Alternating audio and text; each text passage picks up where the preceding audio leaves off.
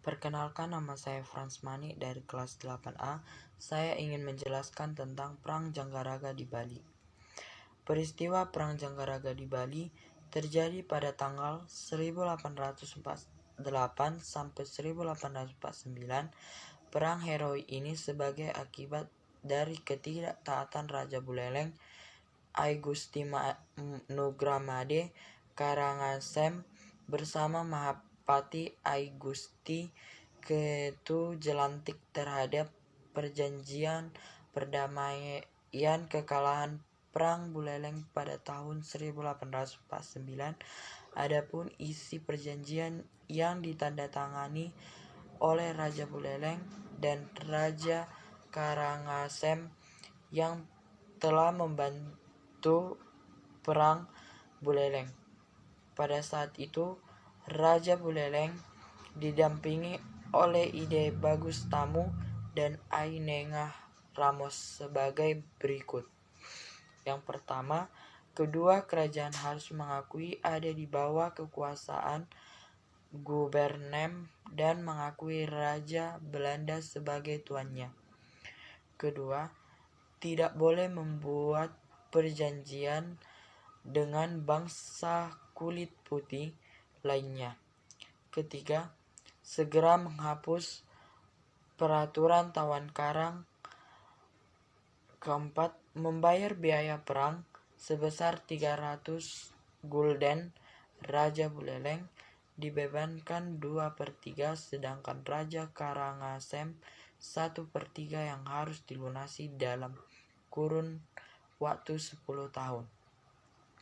Setelah Perang Buleleng selesai, I Gusti Nugramade Karangasem I Gusti Kentu Jelantik, pimpinan pasukan dan para prajurit yang setia, memindahkan kerajaan Buleleng ke desa Janggaraga dengan pertimbangan desa Janggaraga mempunyai beberapa kelebihan sebagai berikut. Yang pertama, medannya berbukit, banyak jurang untuk melaksanakan serangan mendadak. Kedua, jalan penghubung hanya satu melalui desa Sangsit, mudah mengintai musuh. Ketiga, jarak Janggaraga Pabean relatif pendek, mudah mengetahui pergerakan Belanda. Keempat, istri tercinta I Gusti Kentut Jelantik berasal dari Janggaraga yang memiliki naluri perang.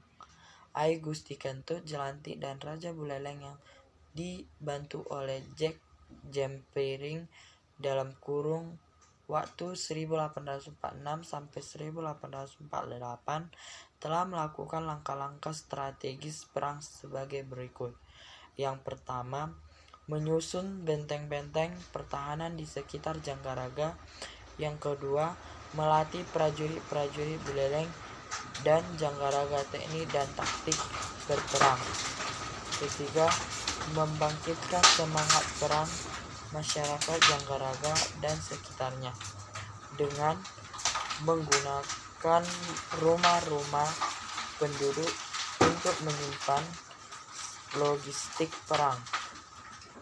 Keempat, meminta bantuan kepada raja-raja di Bali, diantaranya Raja Karangasem, Raja Kulukun, Raja Gianyar, Raja Meguin, dan Raja Jembarana, lengkap dengan persenjataannya. Kelima, strategis yang digunakan dalam Perang Janggaraga adalah Supit Surang atau Makaran Wuyuhana.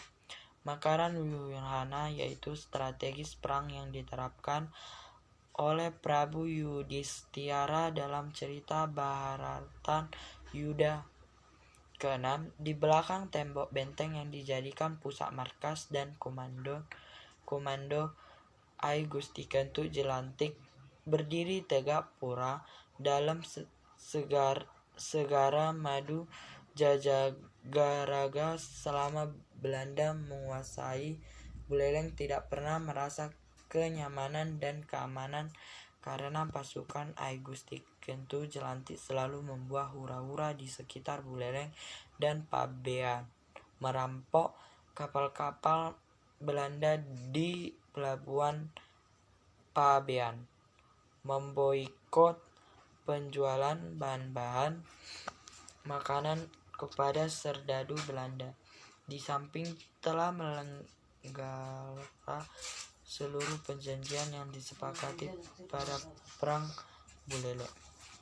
Sehingga tanggal 8 Juni 1848 Belanda melakukan penyerbuan melalui pelabuhan Sangsit dengan kekuatan 22 kapal perang yang dilengkapi dengan meriam. Serdadu Belanda dibagi menjadi 4 divisi. Yang pertama, divisi pertama dipimpin oleh Letkol Sutherland. Yang kedua, divisi kedua dipimpin oleh Mayor Sorg.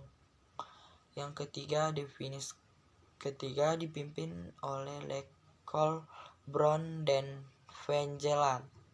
Yang keempat, divisi keempat dipimpin oleh Mayor Den Vos. Perang Janggaraga pertama, Belanda kalah dengan gugurnya 250 serdadu Belanda. Jenderal Van der Wijk selaku komandan ekspedisi ke Janggaraga telah mengakui ketangguhan prajurit Janggaraga dengan sekutu-sekutunya.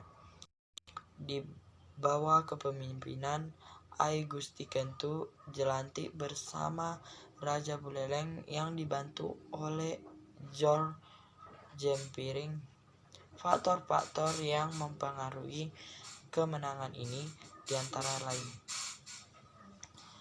pertama, jiwa patriotisme prajurit Janggaraga beserta sekutunya sangat tinggi, ibarat singa kelaparan menerkam lawan-lawannya. Kedua, mentaati pemerintah perang I Gusti Kentu Jelantik bersama Raja Buleleng yang dibantu George Jempiring. Tiga, melakukan serangan terpadu dengan daya tangguh dan kuat. Keempat, dapat menggunakan senjata bus atau Belgian bus, yaitu meriam tradisional yang ditempatkan di benteng utama. Kelima, siasat perang berjalan sesuai rencana yang dapat mengiring pasukan Belanda masuk perangkap ke benteng Sumpit Surang atau Makaran Wuyana. Keenam, Belanda tidak mengenal medan tempur Janggaraga. Ketujuh, Belanda menganggap remeh prajurit Janggaraga dengan sekutu-sekutunya. Kedelapan, Belanda tidak melaksanakan konsolidasi karena situasi politik kacau baik di Indonesia maupun di Eropa.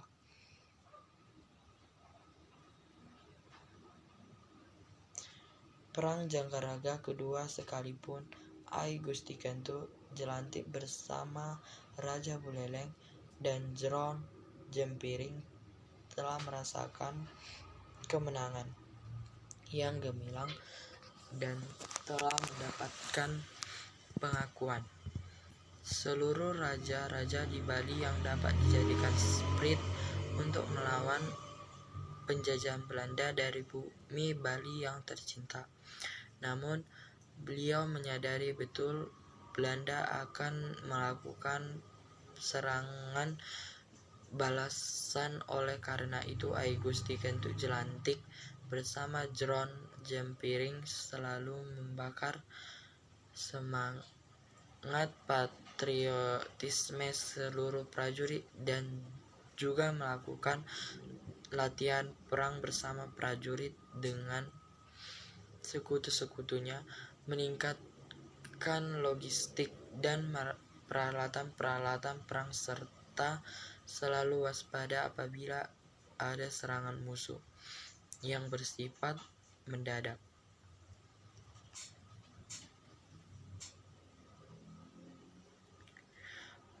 Pada bulan April 1849, pemerintah Hindia Belanda di Batavia telah melakukan persiapan perang yang kedua untuk menggempur prajurit Janggaraga dengan sekutu-sekutunya yang dipimpin langsung oleh Jenderal Michels dan Letkold C.A. Den Brauw dengan kekuatan Amanda 60 kapal perang lengkap dengan persenjataan modern. Sebelum perang dimulai, Jenderal Michels telah mengirim pasukan khusus dengan menggunakan orang pesisir sebagai informas atau mata-mata Belanda untuk mempelajari sistem dan strategis perang yang diterapkan oleh I Gusti Kentu Jelantik bersama John Jempiring, sekaligus mencari petunjuk jalan untuk melakukan gerakan memutar ke belakang lambung sebelah barat benteng pertahanan utama Janggaraga yang tidak pernah disadari oleh I Gusti Kentu Jelantik dan Raja Buleleng dan John Jempiring. Pada tanggal 14 April 1849, armada Belanda telah mendarat di Pelabuhan Pabai dan Pelabuhan Sangsit untuk melakukan serangan dari dua arah. Mengetahui kondisi ini, I Gusti Kentu Jelantik bersama pasukannya yang dipercayai pagi-pagi menuju Pelabuhan Pabai, bermaksud melakukan perdamaian kepada Belanda. Namun utusan Jenderal Michels menolak permintaan I Gusti Kentu Jelantik karena itu merupakan siasat dan taktik I Gusti Kentu Jelantik mengulurkan waktu untuk dapat berkoordinasi dan meminta bantuan pasukan kepada raja-raja di Bali. Sekembalinya I Gusti Kentu Jelantik bersama Raja Buleleng dengan pasukannya menuju ke desa Janggaraga, ternyata benteng-benteng Janggaraga telah diserang habis-habisan oleh pasukan Belanda di bawah pimpinan Letkold C.A. Den Brauw. I Gusti Jelantik bersama Raja Buleleng lari ke Karangasem bermaksud meminta bantuan pasukan Raja Karangasem. Namun sayangnya beliau diserang secara mendadak di desa Seraya. Akhirnya I Gusti Kentu Jelantik dan I Gusti Nugramade Karangasem gugur. Sementara pertempuran Janggaraga dipimpin oleh John Jempiring, dibantu di pemimpinan prajurit Jembara atau Pangembal, pimpinan prajurit Megiwi Gusti Nyoman, Mungun, pimpinan prajurit gabungan Jiara dan Kulung, dipimpin Cokor dan Rai Puri Satria. John Jempiring telah menginstruksikan perang pupuk dengan mengundus 2 buah keris. Akhirnya John Jempiring gugur dengan pimpinannya, pasukan dan para prajuritnya sebanyak 2.000 orang, termasuk 38 pendanak dan pemangkut 80 pranggusti, 83 para manca perbekal, dan dari pihak Belanda telah gugur sebanyak 264 serdadu. Kesimpulan. Pertama, kekalahan perang Janggaraga. Kedua, sebagai akibat kalah dalam persenjataan. Yang kedua, kurang melakukan pembina kepada orang pesisir pantai yang dapat dijadikan kontak atau mata-mata Belanda. Ketiga, Pati Jelantik terpancing keluar dari benteng Sumpit Surang melihat pasukan Belanda begitu besar. Keempat, Pati Jelantik tidak melakukan perubahan sistem pertahanan dan penyerangan, terutama di dalam lambung belakang. Kelima, Jenderal Michel berhasil memecah pasukan I Gusti Kentu Jelantik.